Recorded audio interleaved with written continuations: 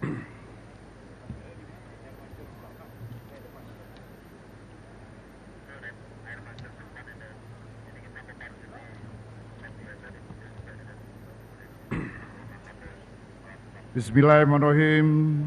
Assalamualaikum warahmatullahi wabarakatuh. Selamat pagi, salam sejahtera untuk kita sekalian. Shalom, Om Swastiastu, Namo Buddhaya, salam kebajikan. Yang kita hormati bersama, Presiden Republik Indonesia, Bapak Insinyur Haji Joko Widodo, beserta Ibu Iriana Joko Widodo. Wakil Presiden Republik Indonesia, Bapak Profesor Dr. Kiai Haji Ma'ruf Amin, beserta Ibu Wuri Ma'ruf Amin. Wakil Presiden Republik Indonesia ke-6, Bapak Jenderal TNI Purnawirawan Tri Sutrisno.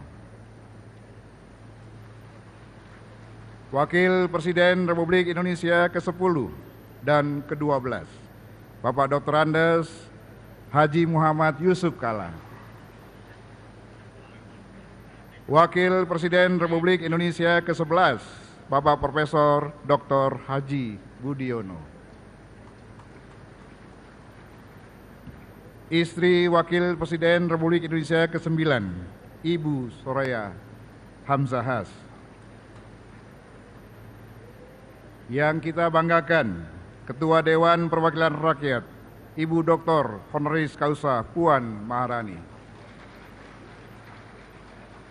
Ketua Dewan Perwakilan Daerah, Bapak Insinyur Haji A.A. Lanyala Mahfud Mataliti.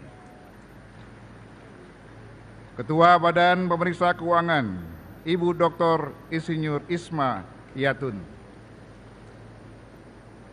Ketua Mahkamah Agung, Bapak Profesor Dr. Haji Muhammad Syarifuddin SH.MH. Ketua Mahkamah Konstitusi, Bapak Dr. Suhartoyo SH.MH. Ketua Komisi Yudisial, Bapak Profesor Amzulian Rifai SH.PhD. Para Wakil Ketua Majelis Permusyawaratan Rakyat, Dewan Perwakilan Rakyat dan Dewan Perwakilan Daerah yang saya muliakan, para pimpinan lembaga-lembaga negara, dan yang teristimewa, Presiden terpilih hasil pemilihan umum tahun 2024, Bapak Jenderal TNI Purnawirawan Haji Prabowo Subianto.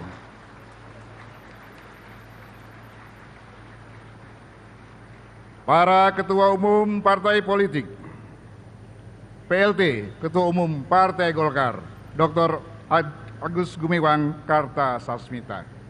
Boleh tepuk tangan. Pak Bahlil ada enggak? Yang saya hormati dan kita banggakan, Ketua Umum Partai Gerindra, Jenderal TNI Purnawirawan Haji Prabowo Subianto. Ketua Umum Partai Nasdem, Dr. Honoris Causa, Dr. Andes Haji Surya Paloh. Ketua Umum Partai Kebangkitan Bangsa, Dr. Honoris Causa, Dr. Andes Haji Abdul Muhaimin Iskandar.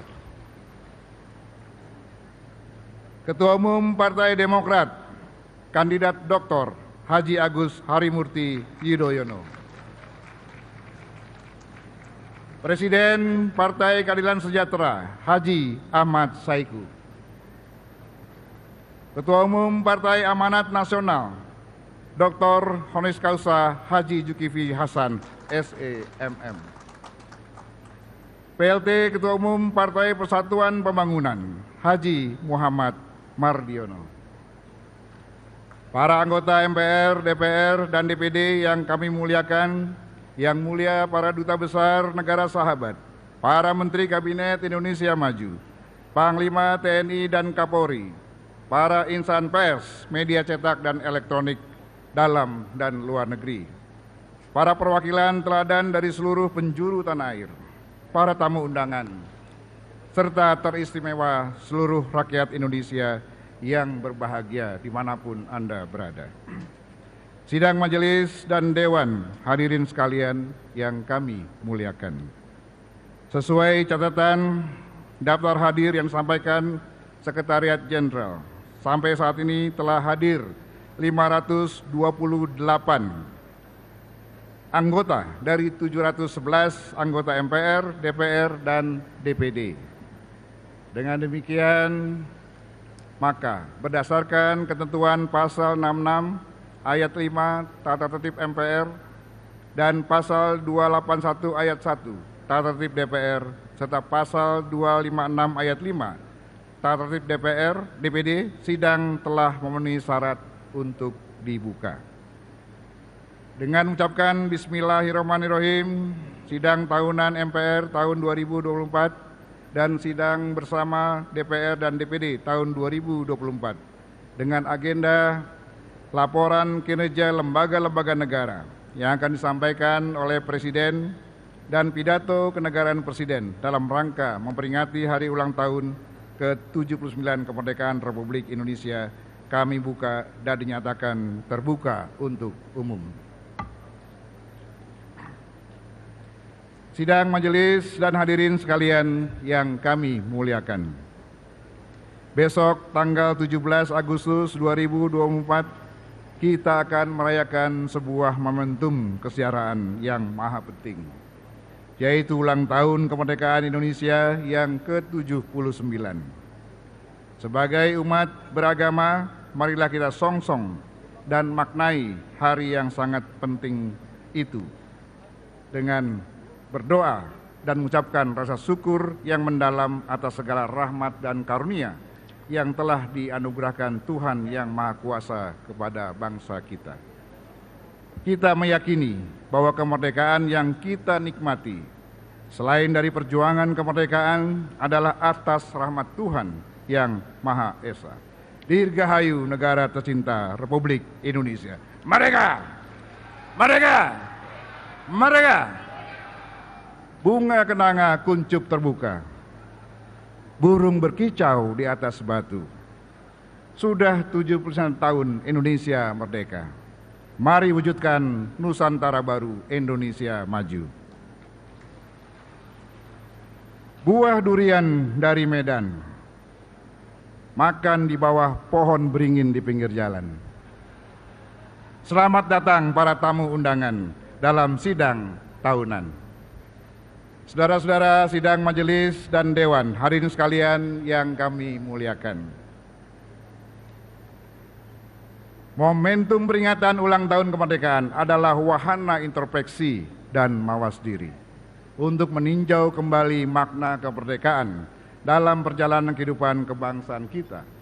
Apakah dalam usaha menuju cita-cita bangsa itu kita telah bergerak maju signifikan atau justru mundur ke belakang? Cita-cita bangsa Indonesia sudah jelas sebagaimana dirumuskan dalam pembukaan Undang-Undang Dasar 1945, yakni melindungi bangsa dan segenap tumpah darah Indonesia, memajukan kesejahteraan umum, mencerdaskan kehidupan bangsa, dan ikut melaksanakan ketertiban dunia yang berdasarkan perdamaian abadi dan keadilan sosial. Landasan-landasannya pun telah kita tetapkan bersama. Pancasila sebagai landasan ideologis, landasan moralitas dan landasan kepribadian bangsa Indonesia. Pancasila seperti puisi yang menari lembut dalam setiap kata dan kalimatnya, merupakan pernyataan cinta yang tulus dan murni dari para pendiri bangsa untuk seluruh rakyat Indonesia. Ia bukan hanya sekedar 5 butir prinsip, tetapi merupakan sebuah komitmen yang mendalam, sebuah ikrar suci untuk menjaga dan merawat keberagaman serta persatuan kita. Sebagai landasan hukum dasar, sebagai norma dasar tata kehidupan negara dan masyarakat, kita memiliki Undang-Undang Dasar Negara Republik Indonesia tahun 1945. Sebuah dokumen yang bukan hanya menjadi landasan konstitusional bangsa, tetapi juga merupakan wujud nyata dan cita-cita para pendiri bangsa kita. Setiap pasal dan ayat dari Undang-Undang Dasar Negara Republik Indonesia tahun 1945, kita bisa merasakan getaran hati dan jiwa yang mendalam. Setiap kata adalah ungkapan kasih sayang dan dedikasi yang tulus dari para pendiri bangsa untuk merajut harapan bangsa yang lebih baik. Landasan-landasan ini sangat penting bagi setiap bangsa. Oleh karena landasan-landasan itu merupakan kebulatan pandangan hidup sekaligus cita-cita yang hendak diwujudkan dalam mencapai tujuan bernegara. Sidang majelis dan dewan hadirin sekalian yang kami muliakan. Indonesia telah mencanangkan cita-cita besar, melompat menjadi negara berpenghasilan tinggi setara dengan negara-negara maju pada tahun 2045. Cita-cita besar tersebut memerlukan komitmen kita bersama yang sudah dimulai oleh Presiden Joko Widodo dengan menetapkan 2 strategis prioritas menuju Indonesia Emas 2045, yakni melalui hilirisasi industri dan pengembangan sumber daya manusia. Proses pembangunan itu telah menciptakan jembatan yang menghubungkan setiap pulau, desa, dan masyarakat dengan harapan dan kesempatan yang baru. Untuk itu, majelis menyampaikan apresiasi yang setinggi-tingginya kepada pemerintah di bawah kepemimpinan Bapak Insinyur Joko Widodo dan Bapak Profesor Dr. Kiai Haji Ma'ruf Amin yang terus mendorong Indonesia bergerak maju dan membuktikan sebagai negara yang besar. Sejalan dengan visi Trisakti Bung Karno, bahwa sebagai bangsa yang besar, kita harus mampu berdaulat di bidang politik, berdikari di bidang ekonomi, dan berkepribadian di dalam kebudayaan. Secara estafet, visi tersebut harus tetap diperjuangkan oleh pemerintahan selanjutnya. Kepada Presiden dan Wakil Presiden terpilih periode 2024-2029, Bapak Jenderal TNI Purnawirawan Haji Prabowo Subianto dan Bapak Gibran Rakabuming Raka BSC, selain ucapan selamat atas mandat yang diberikan oleh rakyat Indonesia, kami juga mengharapkan kesinambungan pembangunan nasional. Momentum tersebut perlu kita jaga dan pelihara bersama. Tugas ini tentu tidaklah ringan, karena tantangan akan terus datang, baik dari dalam maupun dari luar. Dari Kertanegara ke Istana, melalui perjuangan yang tiada tara, semoga visi misi Prabowo Gibran terlaksana untuk Indonesia Emas 2045.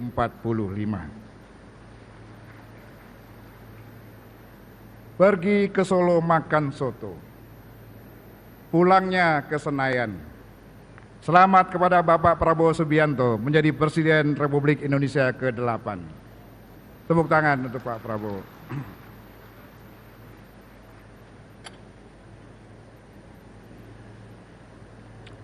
Sidang majelis dan dewan hadirin sekalian yang kami muliakan, memasuki usia kemerdekaan Indonesia yang ke-79. Tentunya tantangan ke depan semakin banyak dan perlu kita sikapi bersama. Untuk itu, keadilan sosial sebagai nilai fundamental Pancasila harus melandasi semua kebijakan dan perilaku, sekali lagi, perilaku penyelenggara negara, baik dalam bidang politik, ekonomi, hukum, maupun keamanan dan sosial budaya. Masih banyak pekerjaan rumah kita ke depan. Pemerataan dan keadilan yang belum sepenuhnya dapat kita rasakan atau dirasakan oleh seluruh elemen masyarakat dari Sabang hingga Merauke. Sayup-sayup masih kita mendengarkan aspirasi rakyat yang menyuarakan kerinduan akan kedamaian, keadilan, dan kesejahteraan. Mereka mendambakan sebuah negara yang tidak hanya berkembang dari segi ekonomi, tetapi juga dalam aspek moralitas dan integritas. Rakyat kita mengharapkan agar pemerintah dapat menghadirkan kebijakan yang memperhatikan kesejahteraan seluruh lapisan masyarakat, termasuk mereka yang berada di garis depan perjuangan melawan kemiskinan dan ketidakadilan. Rakyat mendambakan sistem hukum dan pemerintahan yang benar-benar adil, inklusif, di mana setiap individu, kelompok dan golongan mendapatkan kesetaraan hak dan kewajiban tanpa diskriminasi. Meningkatnya populasi penduduk dunia khususnya di Indonesia akan membutuhkan daya dukung bahkan pangan yang besar. Pada saat bersamaan sektor pertanian sebagai penopang ketahanan pangan justru menghadapi beragam tekanan. Mulai dari makin sempitnya lahan pertanian, stagnasi produksi, meningkatnya frekuensi hama dan penyakit tumbuhan, makin mahalnya biaya produksi, serta ancaman perubahan iklim. Untuk menghindari resiko krisis pangan di masa yang akan datang, kita perlu menyiapkan strategi besar untuk menciptakan kedaulatan pangan Indonesia, bukan sekedar ketahanan pangan yang acap kali mengandalkan import bahan-bahan pangan dari luar negeri. Kemajuan teknologi, khususnya teknologi informasi, juga diharapkan menjadi solusi bagi berbagai persoalan yang kita hadapi saat ini. Digitalisasi layanan dari perdagangan, jasa keuangan hingga pemerintahan berkembang semakin cepat dalam 1 dekade terakhir. Namun digitalisasi yang berkembang pesat juga meninggalkan persoalan lain, yakni melebarnya ketimpangan digital terutama di Indonesia bagian timur. Ketahanan keamanan cyber di Indonesia juga masih perlu peningkatan. Ini terkait juga dengan kasus peretasan data nasional yang mengisyaratkan urgensi ketersediaan lembaga pemerintah yang berfokus pada keamanan cyber, termasuk peraturan hukumnya. Indonesia menurut National Cyber Security Index masih menempati posisi kelima di Asia Tenggara dalam hal keamanan cyber.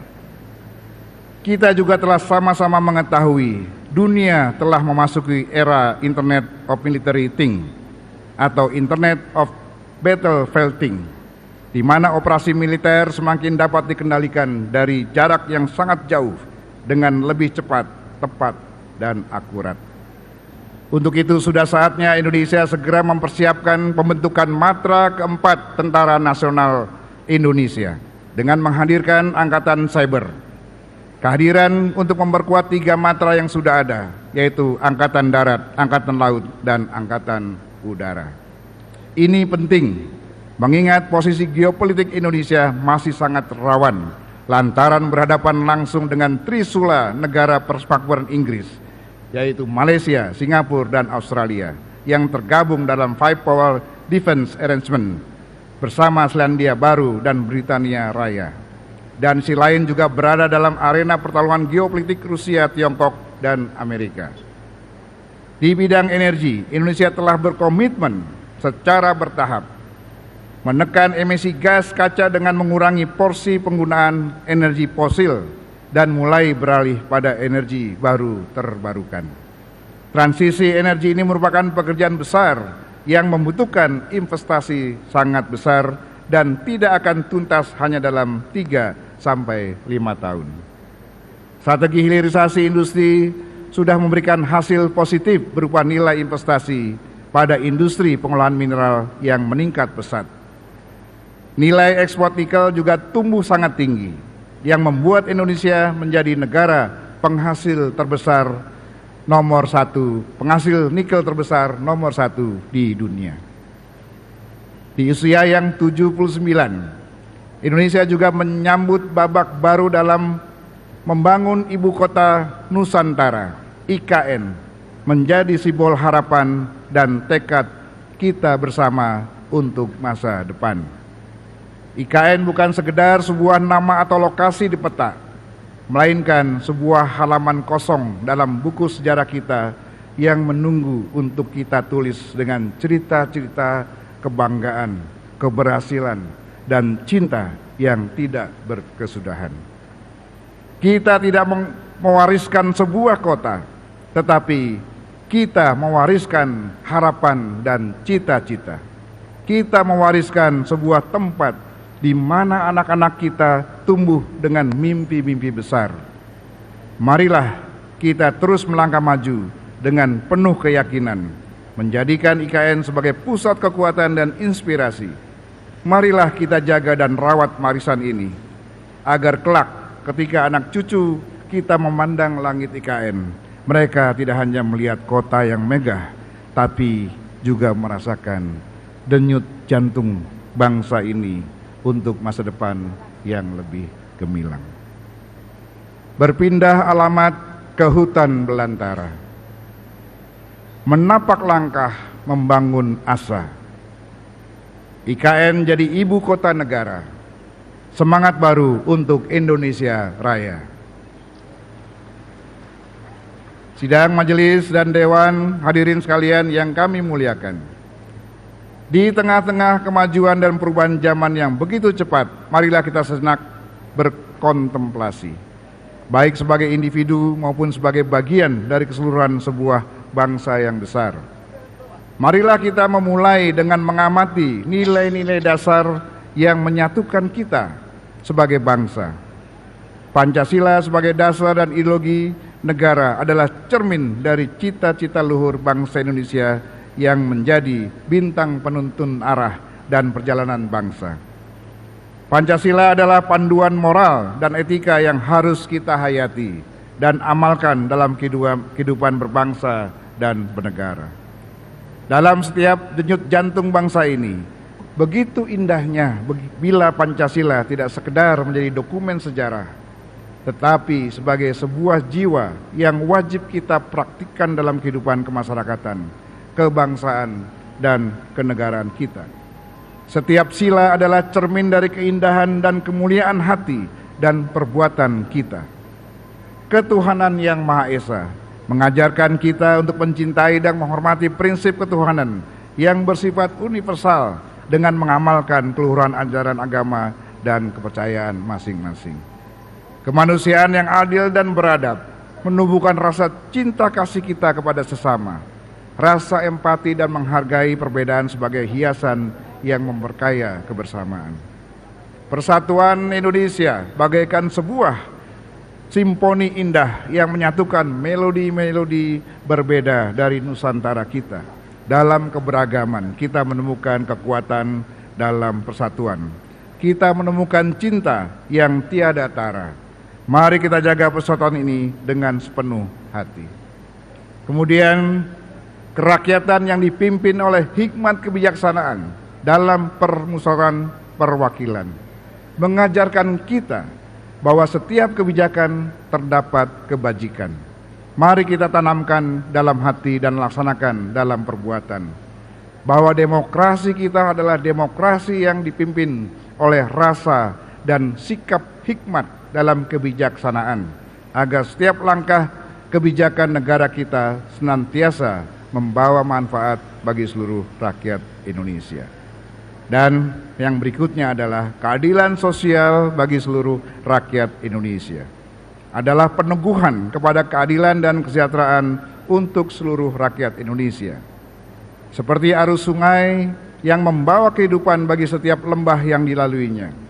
Mari kita pastikan setiap individu, kelompok, dan golongan mendapatkan hak dan kesempatan yang sama tanpa memandang latar belakang. Dengan penuh semangat dan keikhlasan, marilah kita aktualisasikan nilai-nilai Pancasila dalam setiap tindakan, kata, keputusan, serta kebijakan kita. Biarlah Pancasila tetap menjadi cahaya yang membimbing kita dalam gelapnya ketidakpastian, menjadi pelabuhan menenangkan di tengah badai perubahan, dan menjadi lambang cinta yang abadi bagi bangsa kita. Ini adalah saat yang tepat untuk mengingatkan diri kita semua akan tanggung jawab kemanusiaan, kemasyarakatan, dan kebangsaan kita. Tidak ada yang lebih penting dari kesadaran bahwa setiap tindakan dan keputusan memiliki dampak terhadap masa depan bangsa.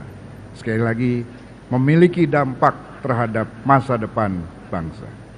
Dengan tekad dan semangat kembali kepada Pancasila sebagai jati diri bangsa itulah, mari kita melangkah ke muka menyongsong masa depan dengan penuh harapan dan keyakinan bahwa kita dapat mewujudkan Indonesia yang lebih adil, makmur, dan bersatu serta berkeadilan.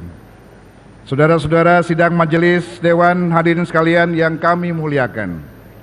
Dalam sejarah perjalanan bangsa, MPR telah menjadi pilar utama yang mengarahkan kebijakan negara dan membuktikan bahwa setiap langkah kebangsaan dalam berbangsa dan bernegara sesuai dengan prinsip-prinsip konstitusi.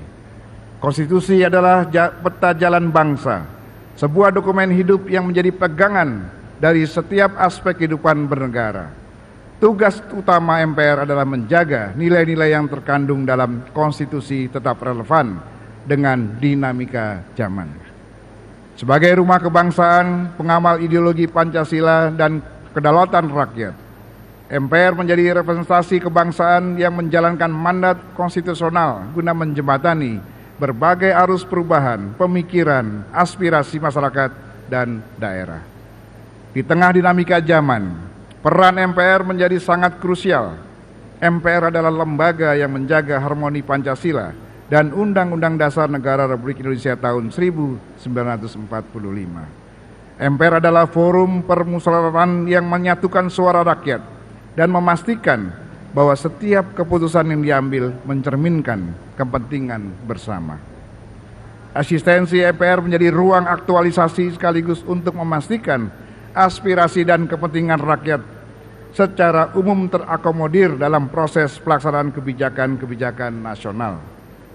Jalinan konstitusional tersebut memerlukan sebuah haluan negara untuk memastikan bahwa visi berbangsa dan bernegara tetap terarah dan konsisten dengan nilai-nilai Pancasila dan Undang-Undang Dasar Negara Republik Indonesia tahun 1945. Jalinan antara Pancasila yang berisi nilai-nilai falsafah, Undang-Undang Dasar Negara Republik Indonesia tahun 1945 yang mengandung hukum dasar tertulis dan haluan negara adalah jantung dari praktik kehidupan berbangsa dan bernegara kita. Haluan negara merupakan guidance principle untuk menjalankan pembangunan nasional dan penyelenggaraan pemerintah Indonesia yang berkelanjutan. Ide dasar menghadirkan kembali haluan negara merupakan wujud kepedulian MPR dalam rangka mempercepat terwujudnya masyarakat Indonesia yang sejahtera, adil, makmur pada tahun 2045. Mari kita semua dengan penuh kesadaran dan komitmen menjaga dan merawat jalinan antara Pancasila, Undang-Undang Dasar Negara Republik Indonesia tahun 1945 dan haluan negara. Marilah kita biarkan cahaya Pancasila menerangi jalan kita. Nadi Undang-Undang Dasar Negara Republik Indonesia tahun 1945 menjadi keseimbangan. Dan haluan negara adalah jembatan menuju masa depan untuk menggenggam erat cita-cita luhur yang telah ditetapkan dan menjadikannya sebagai api yang terus membakar semangat kita.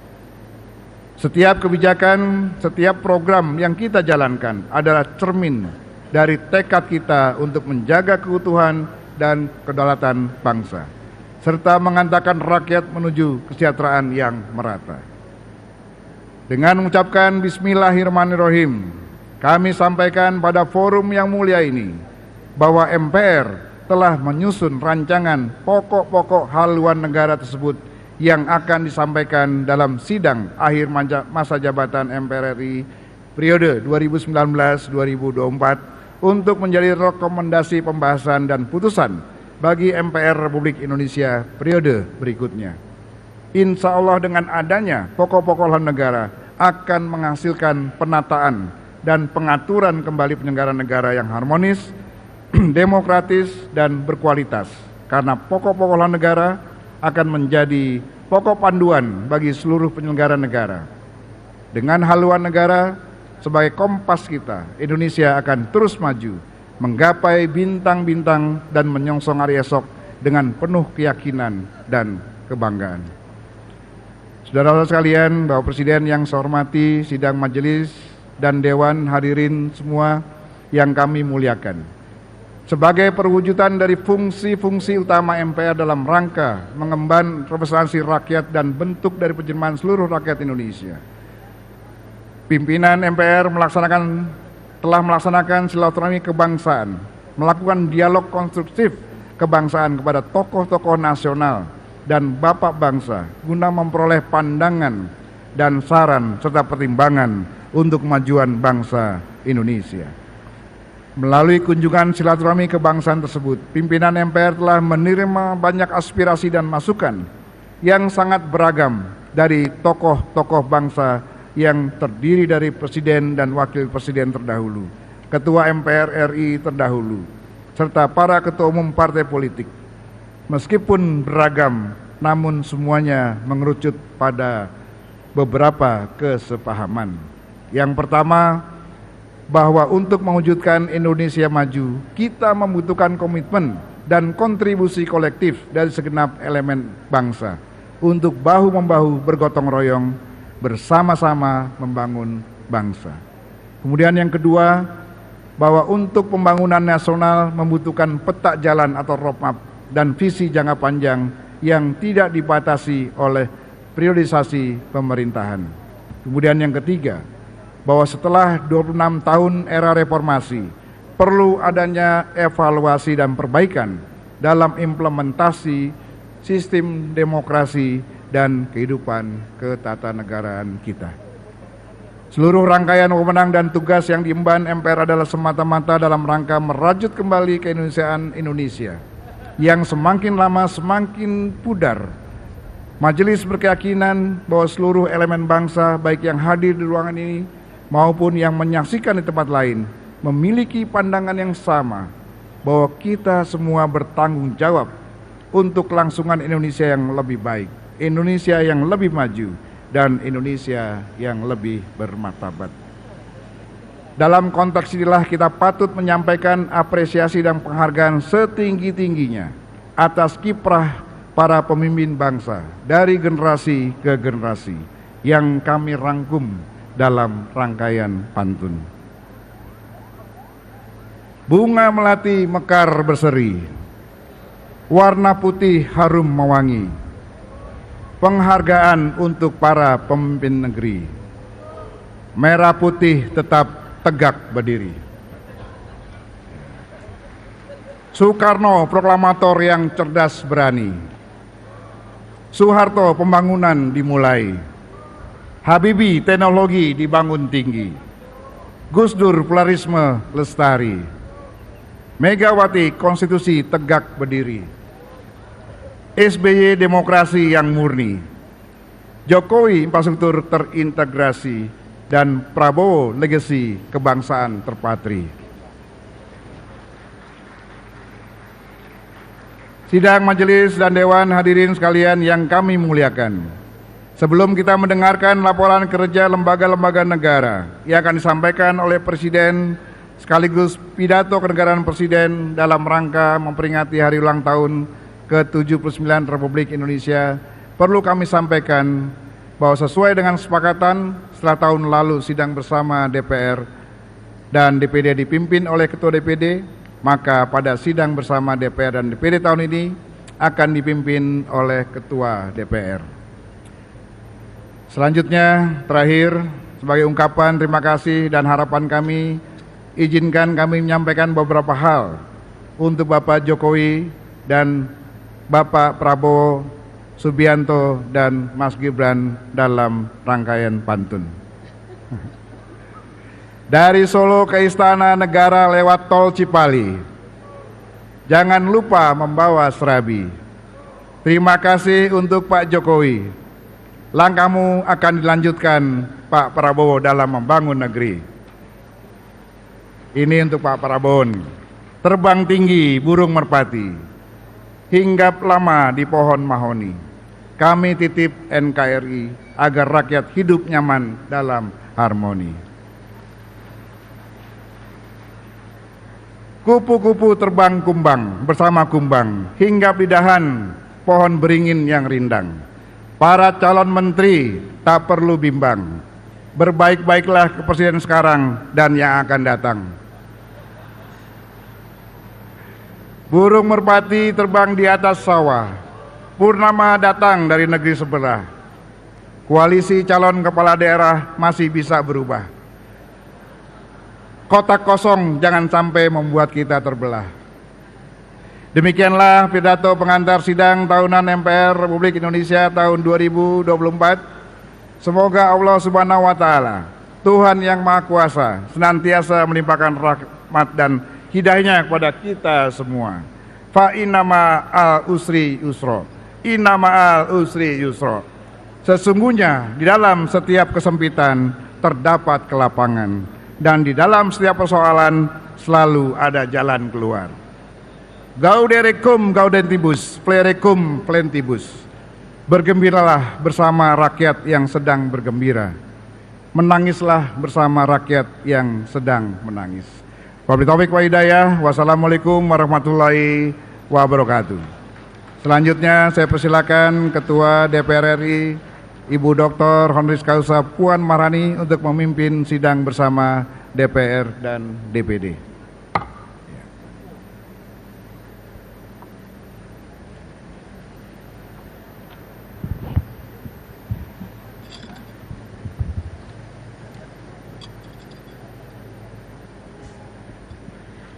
Terima kasih kami sampaikan kepada